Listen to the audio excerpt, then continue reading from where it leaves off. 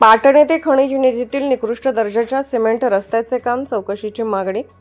झरी जामणी तालुक्यातील पाटण ग्रामपंचायत हद्दीमध्ये खनिज विकास निधी अंतर्गत सिमेंट रस्त्याचे काम सुरू आहे। मात्र हे काम अत्यंत निकृष्ट दर्जाचे होत असल्याची तक्रार स्थानिक नागरिकांनी केली आहे। रस्त्यावर आधीच खड्डे पडले असून पाणी साचण्याची समस्या निर्माण झाली आहे। गावातील नागरिकांनी या कामाच्या दर्जाबाबत ग्रामपंचायत व संबंधित बांधकाम विभागाचे जेई यांच्याशी संपर्क साधला असता त्यांनी उडवाउडवीची उत्तरे दिली।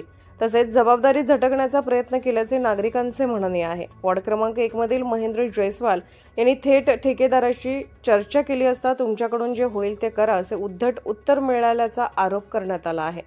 रस्त्याच्या कामामध्ये लोखंडी सलाख्यांचा वापर करण्यात आला नाही, तसेच सिमेंटचा वापरही कमी प्रमाणात असल्याने रस्ता टिकाऊ होत नाही। रस्ता एकसंध न बनवता चढ उतारासह खडबडीत स्वरूपाचा रस्ता आहे, त्यामुळे पावसाचे पाणी योग्य निचरा न होता रस्त्यावर साचत आहे। स्थानिक नागरिकांनी महेंद्र जयस्वाल यांनी या निकृष्ट दर्जाच्या कामाची चौकशी करून संबंधितांचे बिल थांबवण्याची मागणी केली आहे।